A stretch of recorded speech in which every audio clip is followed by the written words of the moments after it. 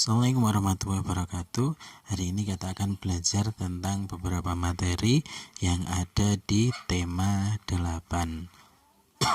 Kali ini saya akan menyampaikan beberapa materi berkaitan dengan muatan pelajaran matematika yang ada di tema 8. Kita akan belajar dulu. Yang pertama adalah tentang sudut. Kalau kita membuat dua titik kemudian menghubungkan titik itu dengan garis, maka itu akan menjadi sebuah garis. Kemudian jika ada garis yang lain, kemudian kita singgungkan garis itu dengan garis yang tadi, maka akan membentuk sudut. Kalau kita lihat di pembelajaran yang halaman ke-6 ada Udin yang melakukan sikap hormat, kemudian di sana dari tangan itu membentuk suatu sudut, di mana sudut itu adalah daerah yang dibatasi oleh dua garis lurus yang titik pangkalnya bertemu atau berpotongan. Nah, kamu bisa lihat di halaman 7 ada contohnya, itu adalah contoh sudut, di mana sudut itu memiliki beberapa bagian. Kalau kamu lihat contoh di halaman 7, yang titik A itu dinamakan sudut ini, namanya adalah sudut BAC, atau bisa juga kamu sebut dengan sudut CAB, boleh ya, boleh disebut sebagai sudut BAC atau sudut CAB. Kemudian titik A itu disebut sebagai titik sudut. Titik A disebut sebagai titik sudut. Kemudian garis AB dan garis AC itu dinamakan dengan kaki sudut.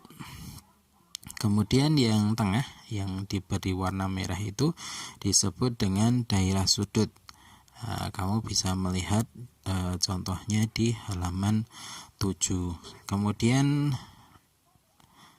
di bawahnya itu ada beberapa contoh dua garis itu ada yang membentuk sudut, yang itu adalah garis yang nomor 1, sedangkan dua garis nomor 2 itu karena tidak bertemu maka tidak membentuk sudut.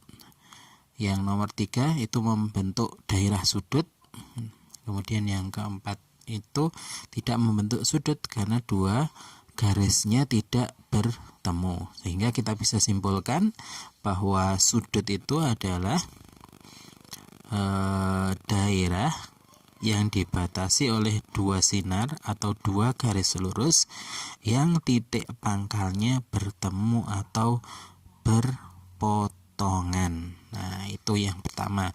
Kemudian dari sudut ini kita juga belajar tentang jenis-jenis sudut. Kamu bisa lihat di halaman 34, di mana kamu mencoba untuk kemudian memotong 1/4 dan menghasilkan, nanti dari kertas itu dihasilkan pojok siku-siku. Nah, pojok siku-siku ini adalah pojok dengan besar 90 derajat. Ada 4 jenis sudut yang diajarkan di halaman 34 dan 35. Kamu bisa mengingat lagi di halaman 34 itu ada 4 jenis.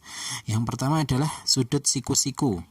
Sudut siku-siku ini adalah sudut yang memiliki sudut sebesar 90 derajat. Kemudian jenis yang kedua adalah sudut lancip. Sudut ini adalah sudut yang besarnya kurang dari sudut siku-siku atau kurang dari 90 derajat. Kemudian yang ketiga adalah sudut tumpul. Sudut tumpul ini adalah sudut yang besarnya lebih dari sudut siku-siku atau 90 derajat. Kemudian ada yang terakhir, ini adalah jenis yang terakhir adalah sudut lurus, di mana panjangnya adalah 2 kali sudut siku-siku atau 180 derajat. Itu terkait dengan sudut. Yang pertama, sekali lagi ada 4 jenis sudut. Yang pertama adalah sudut siku-siku, kemudian sudut lancip, sudut tumpul, dan sudut lurus ya. Itu sudut dan macam-macamnya. Kemudian di subtema 2 kita belajar tentang sifat-sifat bangun datar, di mana di sana kita belajar 3 bangun datar, yaitu adalah persegi, kemudian persegi panjang dan segitiga. Di halaman 75 sampai 78 kamu telah belajar atau kamu akan belajar tentang sifat-sifat dari persegi, di mana persegi ini adalah bangun segi 4. Sekali lagi, persegi adalah bangun segi 4 yang memiliki 4 sisi sama panjang, 4 sisi sama panjang, memiliki 4 titik sudut, di mana 4 sudutnya ini adalah sama besar. Sekali lagi, satu ulangi, persegi adalah bangun segi 4, kemudian memiliki 4 sisi yang sama panjang. Kamu mencobanya di halaman 75. Kemudian memiliki 4 sudut, 4 titik sudut, dan keempat titik sudutnya ini adalah sudut siku atau sudut yang sama besar 90 derajat. Itu adalah yang pertama, bangun yang pertama tentang persegi.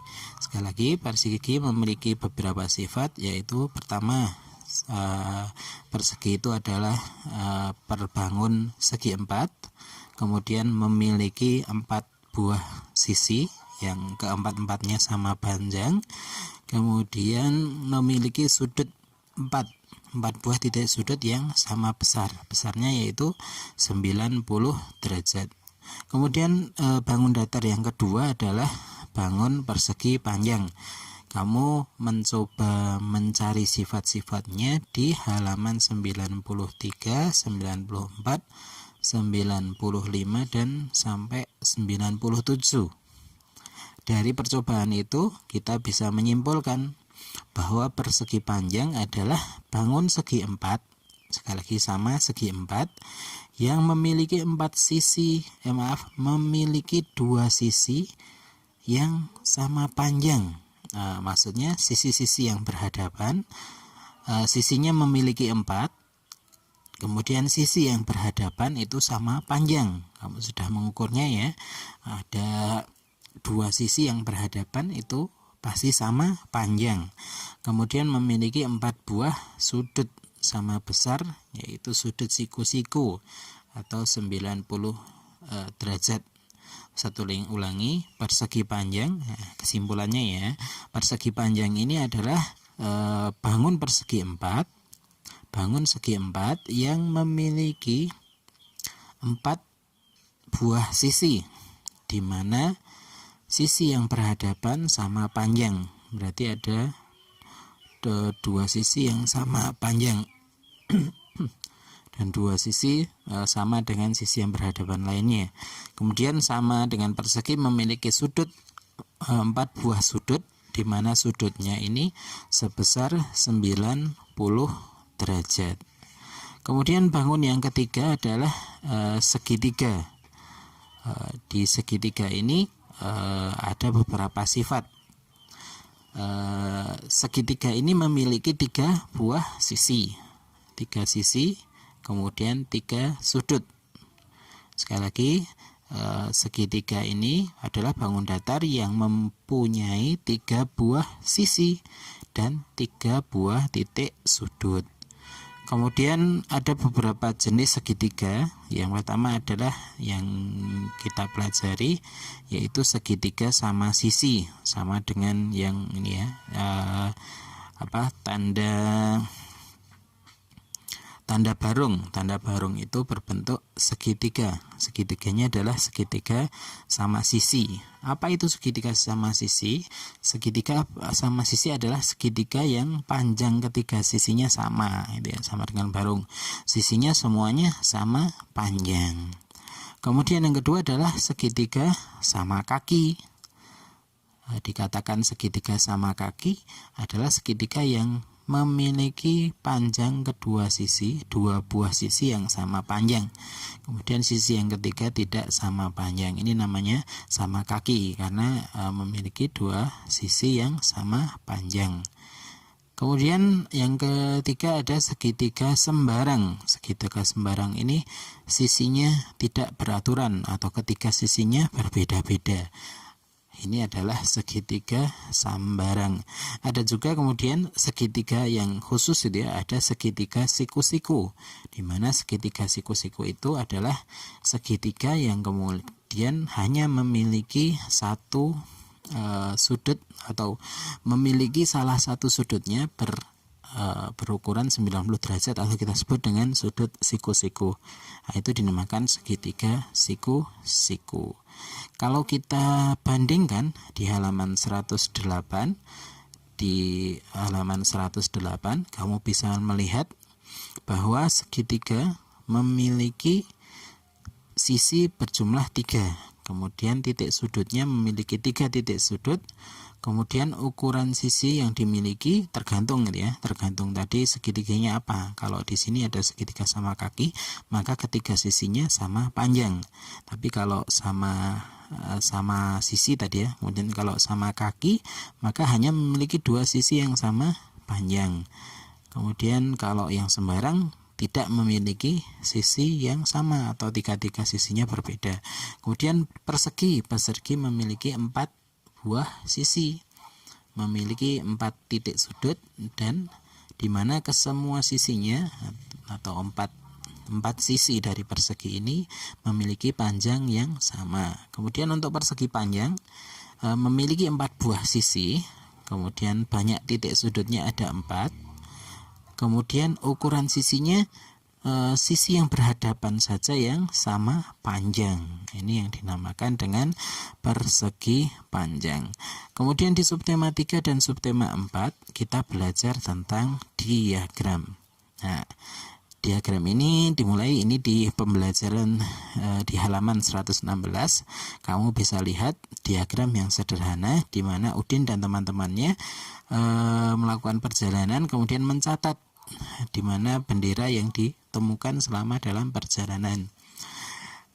Di mana kemudian mereka menemukan bendera merah itu dibuat turus 1, 2, 3, 4, ditulis dengan bilangan 4. Kemudian bendera kuning sejumlah 7, kemudian bendera hijau sejumlah 3. Maka kamu bisa melihat di diagram batangnya warna merah itu ya, atau bendera yang merah itu kamu melihat diagram batangnya tingginya itu 4. Kemudian untuk kuning kamu juga bisa melihat bahwa yang kuning itu tingginya 7. Kemudian yang hijau itu tingginya 3.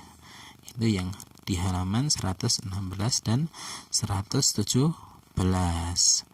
Kamu juga mencobanya di halaman 132 dan 133 yang dibuat tentang diagram kemampuan 10 anak dalam mengendarai sepeda. Dan kemudian ada juga tabel berikutnya tentang diagram berapa banyak kendaraan yang lewat di sekolahmu, jumlah kendaraan yang ada di sekolah. Hampir sama prinsipnya, hampir sama terkait dengan diagram. Kamu ini yang dikenalkan di sini baru diagram batang. Walaupun nanti ke depan atau di kelas-kelas yang lebih tinggi kamu akan mengelar diagram-diagram yang lain. Namun di kelas 3 ini kamu akan belajar tentang diagram batang. Di halaman 166 ada contoh diagram ya, contoh diagram, tapi kemudian karena angkanya besar kemudian dicontohkan dengan angka jumlahnya itu per puluhan. Ada 0, 10, 20, 30, 40. Maka kalau kita lihat laporan Udin mengenai banyaknya rumah di sepanjang jalan yang dilewatinya. Untuk jalan yang berwarna biru, jalan mawar, itu ada antara 30 dan 40. Berarti 35, ada 35 rumah. Kemudian yang jalan anggrek, di jalan anggrek itu antara 40 dan 50, berarti ada 45 rumah. Kemudian banyak rumah di jalan Kamboja itu ada yang berwarna hijau gitu ya, tingginya 50, berarti ada 50 rumah. Kemudian yang keempat, di jalan Lili itu tingginya 60, berarti di jalan Lili memiliki 60 buah rumah. Itu tadi diagram batang.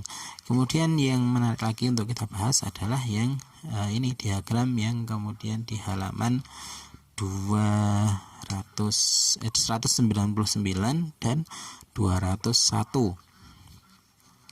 Kamu bisa melihat hampir sama gitu ya, hampir sama dengan diagram batang, akan tetapi ini adalah menggunakan tanda smile atau senyum, di mana satu tanda senyum ini mewakili 20 buah buku ya. Ini di halaman 199, satu tanda senyum itu mewakili 2 buah buku. Berarti kalau ada 2 buah tanda senyum, jumlahnya adalah 2 ditambah 2, jadi 4 buah buku. Kemudian kalau ada 3 tanda senyum, maka ada 2 ditambah 2 ditambah 2, ada 6 buah buku. Nah, berikut di halaman 200 kita lihat diagramnya. Kita coba melihat. Nah, kalau di hari Senin sumbangan buku yang masuk sejumlah 20, maka kita dapati di hari Senin itu ada 10 tanda smile. 1, 2, 3, 4, 5, 6, 7, 8, 9, 10. Kenapa cuma 10? Kenapa hanya 10? Karena satu tanda senyum itu mewakili 2 buah buku gitu ya. Kemudian di hari Selasa jumlah buku yang disumbangkan adalah 14 buku. Maka kita dapati 1, 2, 3, 4, 5, 6, 7 buah tanda senyum. Karena sekali lagi satu tanda senyum itu mewakili 2 buah buku. Kemudian sama hari Rabu yang 4, maka diwakili dengan 2 tanda gambar senyum. Kemudian hari Kamis ada 10 buku, berarti diwakili dengan 5 buah tanda senyum. Kemudian hari Jumat ada 8 buku, maka 8 diwakili dengan 4 buah tanda senyum. Dan hari Sabtu ada 12, maka kalau 12 diwakili dengan 6 buah tanda senyum. Itu untuk ringkasan materi matematika di tema ke-8 ini. Insya Allah ada 3 pembahasan itu kamu bisa belajar, kemudian Ustadz harap juga bisa memahaminya dengan baik, karena nanti ke depan kita akan mempelajari diagram-diagram yang lebih yang lainnya di kelas yang lebih tinggi. Itu saja mungkin yang Ustadz sampaikan terkait dengan diagram. Maka semoga bermanfaat. Ustadz akhiri.